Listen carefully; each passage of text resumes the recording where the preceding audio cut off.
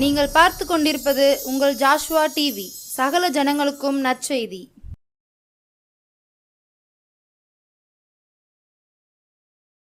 ஆனந்த துதி ஒலி கேட்கும், ஆடல் பாடல் சத்தமும் துணிக்கும். ஆகாய விண்மீனாய் அவர் ஜனம் பெருகும், ஆண்டவர் வாக்கு பலிக்கும்.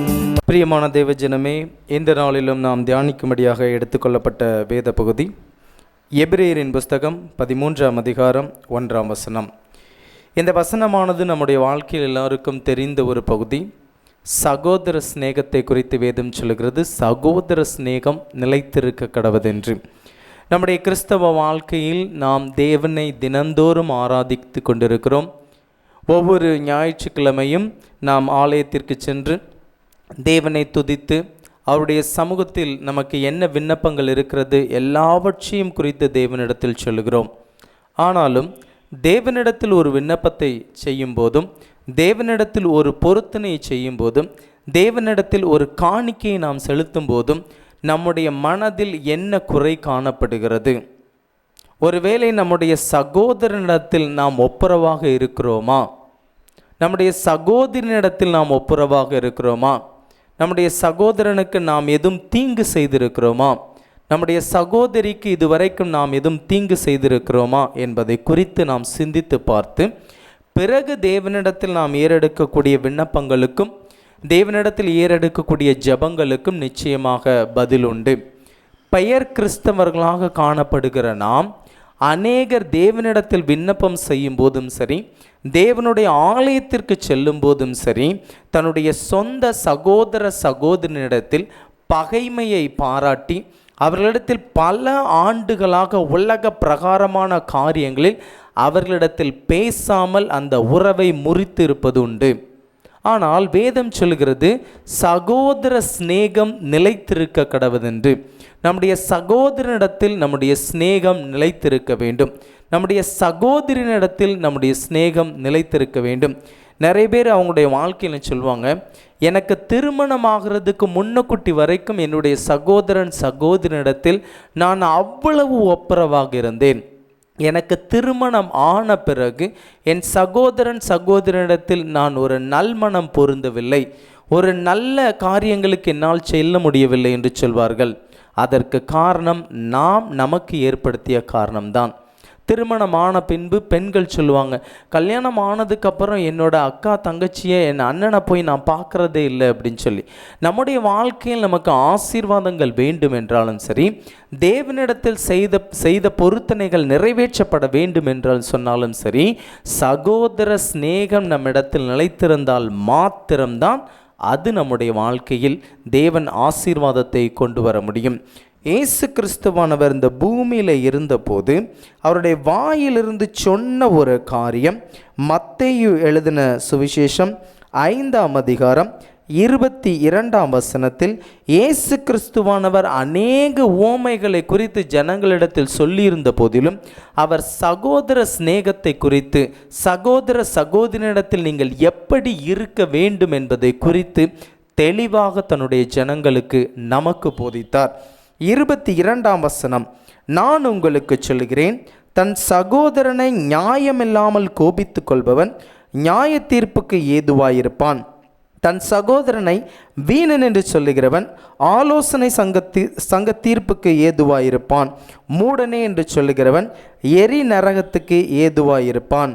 ஆகையால் நீ பலிபீடத்தினிடத்தில் உன் காணிக்கையை செலுத்த வந்து உன் பேரில் உன் சகோதரனுக்கு குறை உண்டென்று அங்கே நினைவு கூர்வாயாகில்.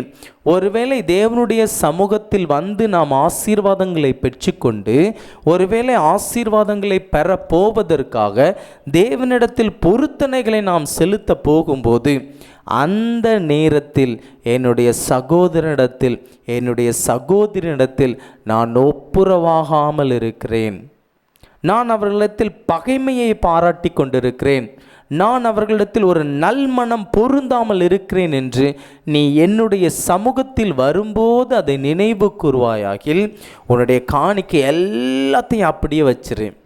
அங்கே எல்லாவற்றையும் வைத்துவிட்டு போய் அவர்களிடத்தில் ஒப்புரவாகிவிட்டு பிறகு என்னிடத்தில் வந்து காணிக்கையை செலுத்து என்று தேவனாகிய கர்த்தர் சொல்லுகிறார். ஆகையால் அங்கேதானே பலிபீடத்தின் முன் உன் காணிக்கையை வைத்துவிட்டு போய் முன்பு உன் சகோதரனுடைய ஒப்புரவாகி பின்பு வந்து உன் காணிக்கையை செலுத்து என்றார். இயேசு கிறிஸ்துவானவர் சொன்ன காரியம், நீ உன் சகோதரனிடத்தில் நீ பகைமையை பாராட்டிவிட்டு நீ அவர்களிடத்தில் ஒரு நல்ல மனதோடு வாழ்க்கையில் வாழ்ந்து கொண்டு இல்லாமல் என்னிடத்தில் வந்து நீ ஆசீர்வாதத்தை பெற வேண்டும் என்றோ என்னிடத்தில் வந்து நீ பொருத்தனையை செலுத்த வேண்டும் என்பதோ முக்கியமான காரியம் அல்ல. முதலாவது உன் சகோதரனிடத்தில் போய் ஒப்புரவாகிவிட்டு நீ எவ்வளவு தூரத்தில் இருந்தாலும் சரி, எத்தனை 1000 கிலோமீட்டர்கள் தூரத்தில் இருந்தாலும் சரி, எல்லாவற்றையும் தேவனுடைய சமூகத்தில் வைத்துவிட்டு உன் சகோதரனிடத்தில் போய் ஒப்புரவாகிவிட்டு பிறகு வந்து காணிக்கையை செலுத்து. என அன்பான தேவஜனமே, நம்முடைய வாழ்க்கையில் நம்முடைய சகோதரனிடத்தில் நாம் எப்படிப்பட்ட காரியங்களில் நல்மனம் பொருந்தினவர்களாக இருக்கிறோமா? ஏதோ ஒரு சூழ்நிலையில், ஏதோ ஒரு பிரச்சனையில், ஏதோ ஒரு சின்ன காரியத்தில் நம்முடைய குடும்பத்தில் ஒரு சிறு குழப்பங்கள் வந்திருக்கலாம். அதை எல்லாவற்றையும் விட்டுவிட்டு நம்முடைய வாழ்க்கையில் ஆசீர்வாதம் வேண்டும் என்றால், உங்களுடைய பிள்ளைகளுடைய வாழ்க்கையில் ஆசீர்வாதம் வேண்டும் என்றால், உங்கள் சகோதரனிடத்தில் சகோதர சிநேகம் நிலைத்திருக்க வேண்டும். இனி வரக்கூடிய காலங்களில் தேவனுடைய ராஜ்யத்திற்கு ஏற்றவைகளை குறித்து நாம் சிந்தித்தாலும் சரி, அவருடைய ஆசீர்வாதங்களுக்கு நேராக நாம் சென்றாலும் சரி, நாம் நம்முடைய சகோதரனிடத்தில் எப்படிப்பட்ட உறவை கொண்டிருக்கிறோம்? நல்ல உறவை கொண்டிருக்கிறோமா? அவரிடத்தில் சமாதானமாக இருக்கிறோமா? அவரிடத்தில் நாம் மகிழ்ச்சியாக இருக்கிறோமா என்பதை குறித்து சிந்திக்க வேண்டும். அநேகர் அவருடைய வாழ்க்கையில், எங்கள் அண்ணன்ட்ட நான் பேச மாட்டேன், என் தங்கச்சிட்ட நான் பேச மாட்டேன், என் தம்பிகிட்ட பேச மாட்டேன், எங்கள் அண்ணனுக்கும் எனக்கும் உறவு முறிஞ்சு பல வருடங்களாகி விட்டது, எனக்கும் எங்கள் அக்காவுக்கும் பேச்சுவார்த்தை என்பதே கிடையாது, அது எல்லாம் எங்கள் அப்பா காலத்தோடு முடிஞ்சு போச்சு, எங்கள் அம்மா காலத்தோடு முடிஞ்சு போச்சு, எங்கள் அண்ணன்கிட்ட பேசி நான் பல வருடங்களாச்சு, எங்கள் அண்ணன் என்னுடைய மகளுக்கு சரியாக சீர் செய்யலை, என் தம்பி என்னுடைய மகளுக்கு சரியாக சீர் செய்யலை, என் தம்பி இந்த காரியத்தில் என்னுடைய பெயரை அந்த பத்திரிக்கையில் போடாமல் விட்டுட்டான். இப்படிப்பட்ட உலக பிரகாரமான காரியங்களில், சின்ன இடம் விஷயத்தில் என்னைய அக்கான்னு நினைக்காம விட்டுட்டான், சின்ன வீடு விஷயத்தில் என்னைய அண்ணன் நினைக்காம விட்டுட்டான், என்னை தம்பின்னு நினைக்காம விட்டுட்டான்னு சொல்லி உலக பிரகாரமான காரியங்களில் நம்முடைய சகோதரனிடத்தில் நாம் எப்படிப்பட்ட சூழ்நிலையை நாம் மேற்கொண்டிருக்கிறோம்? அவரிடத்தில் எப்படிப்பட்ட நல் உறவை நாம் வைத்திருக்கிறோம்? நம்முடைய ஆசீர்வாதங்கள் தடைபடுவதற்கு காரணம், நாம் திரளான செல்வங்கள் இருக்கலாம், திரளான பொருட்கள் இருக்கலாம், ஆண்டவர் நம்மை நல்லா ஆசீர்வதித்திருக்கலாம், ஆனால் அந்த ஆசீர்வாதத்தை தேவனிடத்தில் கொண்டு செலுத்தும் போது உன் சகோதரனையும் உன் சகோதரியையும் நீ நினைத்து பார்க்க வேண்டும் என்று இயேசு கிறிஸ்து சொல்லுகிறார். சகோதர சிநேகம் நிலைத்திருக்க கடவுது. அதற்கு ஆதாரமாக வேதம் ஒரு பகுதியை தெளிவாகவும் உருக்கமாகவும் சொல்லுகிறது. நமக்கு நல்ல தெரிஞ்ச ஒரு காரியம், யாக்கோபும் ஏசாவும் உடன் பிறந்தவர்கள். யாக்கோபு எத்தனென்று காணப்பட்டதினால் இவனுடைய ஆசீர்வாதங்கள் எல்லாவற்றையும் தன்னுடைய தந்தையினிடத்தில் திருட்டுத்தனமாக பெற்றுக்கொண்டான். தன்னுடைய சகோதரனாகிய ஏசாவின் நிமித்தமாக கொல்லப்படுவேன் என்று சொல்லி தன்னுடைய மாமாவினிடத்தில் அனுப்பி வைக்கப்பட்டான். அப்படிப்பட்ட யாக்கோபு லாபானிடத்தில் இருந்து திரளான செல்வங்களையும் ஆசீர்வாதங்களையும் தேவனிடத்திலிருந்து பெற்றுக்கொண்ட பிறகு அவனுக்கு ஒரு வெளிப்பாடு தேவனிடத்திலிருந்து கொடுக்கப்படுகிறது. என்ன கொடுக்கப்படுகிறது என்று பாருங்க. நீ என்ன செய்ய, உன்னுடைய தகப்பனுடைய தேசத்திற்கு, நீ இருக்கக்கூடிய இந்த தேசத்திலிருந்து உன் சகோதரனாகிய ஏசாவினிடத்தில் என்ன செய், போ என்று சொல்லும்போது அவன் சொல்லக்கூடிய காரியம் என்ன சொல்கிறான் பாருங்க. ஆதியாகமத்தின் புஸ்தகம் 32ஆம் அதிகாரம் 11ஆம் வசனத்திலே, என் சகோதரனாகிய ஏசாவின் கைக்கு என்னை தப்புவியும், அவன் வந்து என்னையும் பிள்ளையையும் தாய்மார்களையும் முறியடிப்பான் என்று அவனுக்கு நான் பயந்திருக்கிறேன் என்று சொன்னான். அவன் என்ன சொல்றான் பாருங்க, நான் என்னோட சகோதரனுக்கு அவ்வளவு காரியங்களை செஞ்சுருக்கேன், என்னுடைய சகோதரனுக்கு நான் அவ்வளோ துன்மார்க்கமான காரியங்களை நான் செஞ்சுருக்கேன், அவனை நான் ஏமாற்றிருக்கேன். இப்போ நான் அவனிடத்தில் போனால் என்னுடைய பிள்ளைகளையும் தாய்மார்களையும் எல்லாத்தையும் அவன் கொன்று போட்டுருவான் அப்படின்னு சொல்லியும் இவன் தேவனுடைய வார்த்தைக்கு கீழ்ப்படிந்து புறப்பட்டு போகிறான். தூரமாய் போகும்போது ஒருவேளை அவன் என்னை கொன்று விடாதபடிக்கும் என்னுடைய பிள்ளைகளை கொன்று விடாதபடிக்கும் முன்னதாக நிறைய வெகுமதிகளை அவனுக்கு அனுப்பி வைக்கிறான். திரளான செல்வங்களை அவனுக்கு அனுப்பி வைக்கிறான். திரளான காரியங்களை, ஒட்டகங்களையும் பால் கொடுக்கக்கூடிய சகல ஜந்துக்கள் எல்லாவற்றையும் பொருட்களையும் அவனுக்கு விலையேறப்பட்ட அநேக காரியங்களை அவனுக்கு அனுப்பி வைக்கிறான். முன்னதாக போய்கிட்டு இருக்கும்போது ஒருவேளை அவர்களை முறியடித்தால் பின்னதாக இருக்கக்கூடிய என்னுடைய குடும்பத்தை நான் காப்பாற்றி விடுவேன் என்கின்ற எண்ணம் யாக்கோபுக்கு காணப்பட்டது. ஆனால் அவனுடைய சகோதர பாசம் அவனுக்கு மனதில் ஒரு ஏக்கத்தை கொடுத்து கொண்டிருந்தது. இந்த ஏசாக்கும் தன்னுடைய சகோதரனை பார்க்க வேண்டும், அவனுடைய பிள்ளைகளை பார்க்க வேண்டும் என்கின்ற எண்ணம், ஆசை, ஆவல் இவனுக்கு இருந்தது. ஆனால் இவர்கள் இருவருக்கும் இடையில் நடந்த காரியங்கள், சம்பவங்கள் இவர்களை ஒன்று சேர விடாமல் இத்தனை வருட காலம் அவர்களை பிரித்து வைத்திருந்தது. எனக்கு அன்பான தேவஜனமே, நம்முடைய வாழ்க்கையில் எந்த காரியம் நம்முடைய சகோதர சகோதரியிடத்திலிருந்து நம்மை பிரித்து வைக்கிறது என்பதை சிந்தித்து பார்க்க வேண்டும். நாம் உயிரோடு இருக்கும் வரைக்கும் தான் இந்த உறவுகள் எல்லாம். தேவன் நம்முடைய சகோதர சகோதரியிடத்தில் ஒப்புரவாக சொல்லுகிறார். அவர்கள் எப்படிப்பட்ட துரோகத்தை செய்திருந்தாலும், எப்படிப்பட்ட குற்றத்தை செய்திருந்தாலும், நாம் அவர்களுக்கு விரோதமாக எப்படிப்பட்ட காரியங்களை செய்திருந்தாலும் எல்லாவற்றையும் தேவனுடைய சமூகத்தில் மறந்துவிட்டு, நான் உனக்கு இப்படிப்பட்ட காரியங்களை செய்துவிட்டேன், நான் உனக்கு இப்படிப்பட்ட துரோகத்தை செய்துவிட்டேன், நான் உனக்கு இப்படிப்பட்ட காரியத்தில் இந்த அநீதியை செய்துவிட்டேன், நியாயத்திற்கு புறம்பாக நான் நடந்து விட்டேன் என்று சகோதரனிடத்தில் ஒப்புரவாகும்போது தேவன் நம்முடைய காணிக்கைகளை அங்கீகரிப்பார். தேவன் நம்மை ஆசீர்வதிப்பதற்கு வல்லமையுள்ள தேவனாக இருக்கிறார். இவன் போகிறான் பாருங்க, அப்படி நடந்து போய் ஆதியாகமம் 32ஆம் அதிகாரம் 23ஆம் வசனத்தில் அவர்களை சேர்த்து ஆற்றை கடக்க பண்ணி தனக்கு உண்டான யாவையும் அக்கறைப்படுத்தினான். பின்னாடி வந்திருக்கிறவங்க ஒவ்வொருத்தரை எல்லாரையும் அனுப்பி விட்டுட்டு பின்னாடி எப்படியாவது என்ன செய்யணும், குடும்பத்தை காப்பாற்றிடணும். இவனுக்கு என்ன எல்லாம் பயம் எப்படி இருக்குது பாருங்கள். அவன் அண்ணன் சகோதரன் இவனை கொன்றக்கூடாது, என்னுடைய குடும்பம் காப்பாற்றப்படணும். இருந்தாலும் தேவனுடைய வார்த்தையின்படி சகோதர சிநேகத்தை நோக்கி இவன் சென்று கொண்டிருக்கிறான். 33ஆம் வசனத்தில் 33ஆம் அதிகாரம் 3ஆம் வசனத்தை வாசித்து பாருங்கள். தான் அவர்களுக்கு முன்பாக நடந்து போய் 7 விசை தரை மட்டும் குனிந்து வணங்கி தன் சகோதரன் கிட்ட சேர்ந்தான். அப்பொழுது ஏசா எதிர்கொண்டு ஓடி வந்து அவனை தழுவி அவன் கழுத்தை கட்டிக்கொண்டு அவனை முத்தம் செய்தான். இருவரும் அழுதார்கள். வேதம் தெளிவாய் உருக்கமாய் சொல்லுகிறது, இத்தனை வருடங்கள் கழித்து பார்த்த தன்னுடைய சகோதரனை பார்த்து ஒருவரை ஒருவர் கட்டி தழுவி முத்தம் செய்து இருவரும் அழுதார்கள் என்று வேதம் சொல்லுகிறது. எப்படிப்பட்ட பாசம் அவர்களுக்குள் காணப்படுகிறது, எப்படிப்பட்ட உருக்கம் அவர்களுக்குள் காணப்படுகிறது. இத்தனை வருட காலத்திலே எனக்கு என் சகோதரன் இப்படிப்பட்ட தீங்கை செய்து விட்டான்,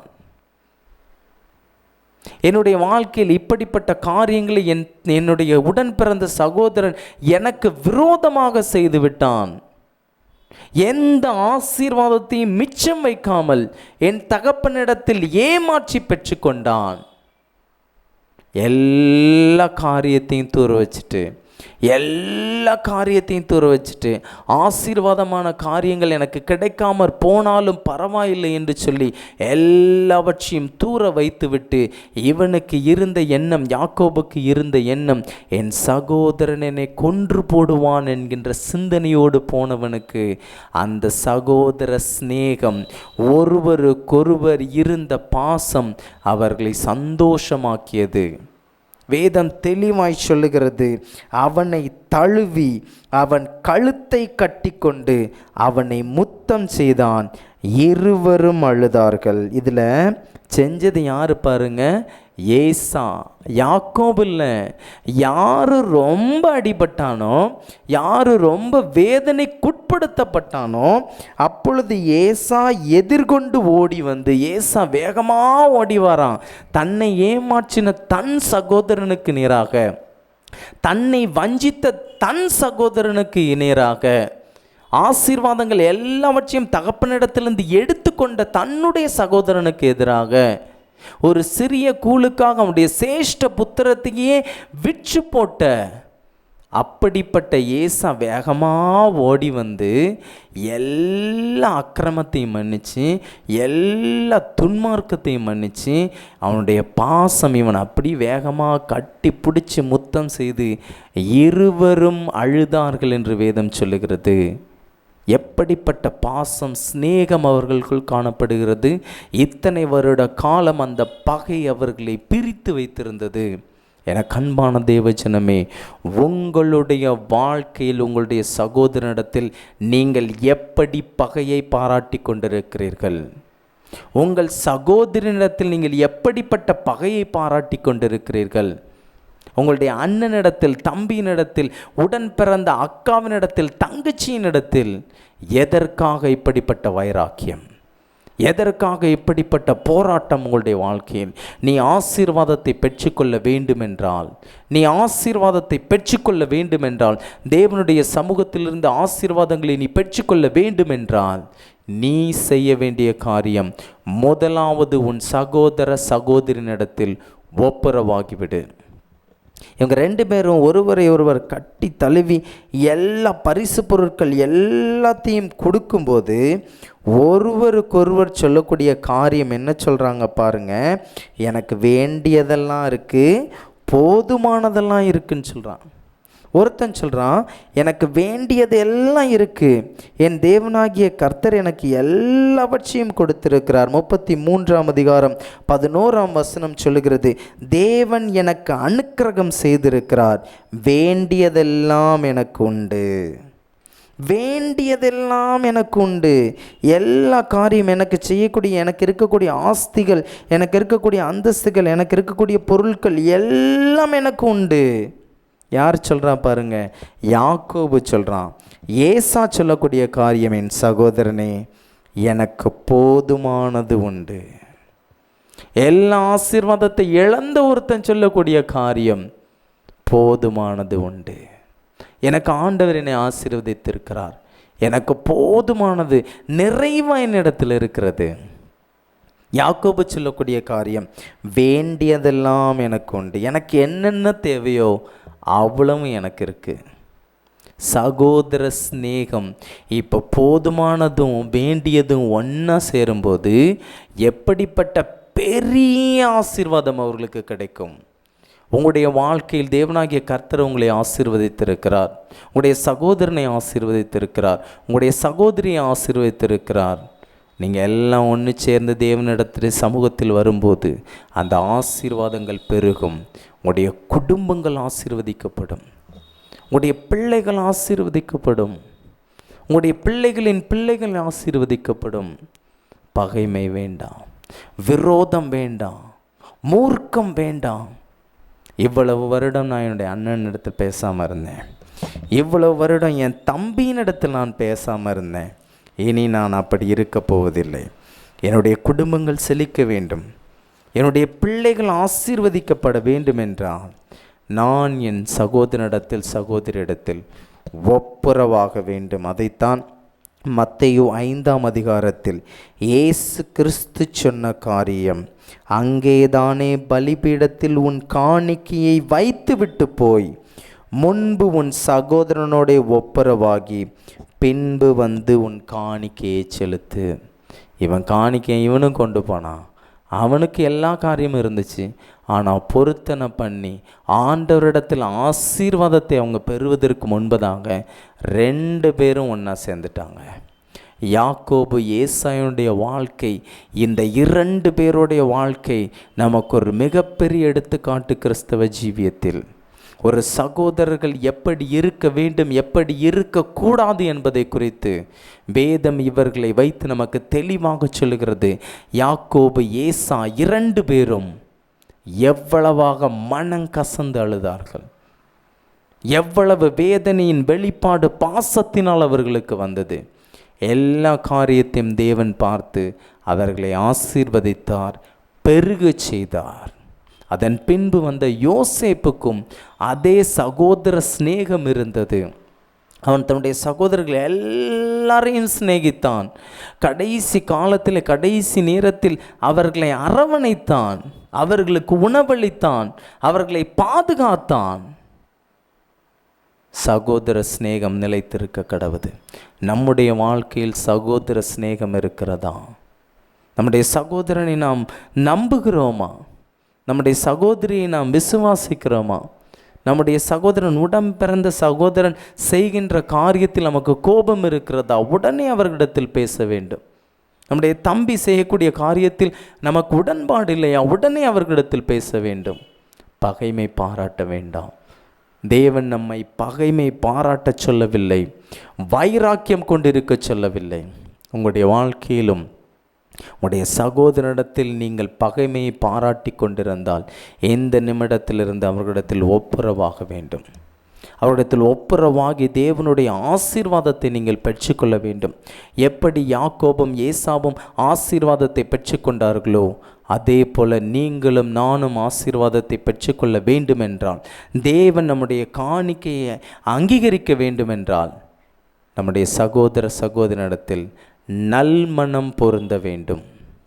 அவர்களிடத்தில் ஒப்புரவாக வேண்டும். அவரிடத்தில் ஒப்புரவாகும்போது தேவன் நம்முடைய மனதை பார்த்து, என் பிள்ளை எனக்கு ஏற்ற பிள்ளையாக மாறிவிட்டான், நான் சொன்ன காரியத்தை கீழ்ப்படிந்து நான் என்ன காரியத்தை அவர்களுக்கு கற்றுக் கொடுத்தேனோ அந்த காரியத்தின்படி என் பிள்ளை நடக்கிறான் என்று அவர்களை நான் ஆசீர்வதிக்கவே ஆசீர்வதிப்பேன், அவர்களை நான் பெருமைப்படுத்தவே பெருமைப்படுத்துவேன் என்று சொல்லி நம்முடைய பேரை, நம்முடைய குடும்பத்தை, நம்மை சுற்றி இருக்கக்கூடிய எல்லாவற்றையும் தேவன் ஆசீர்வதிப்பார், நம்மை உயர்த்துவார். அப்படிப்பட்ட காரியங்களை தேவன் தாமே நமக்கு தந்தருள்வாராக. ஆமேன்.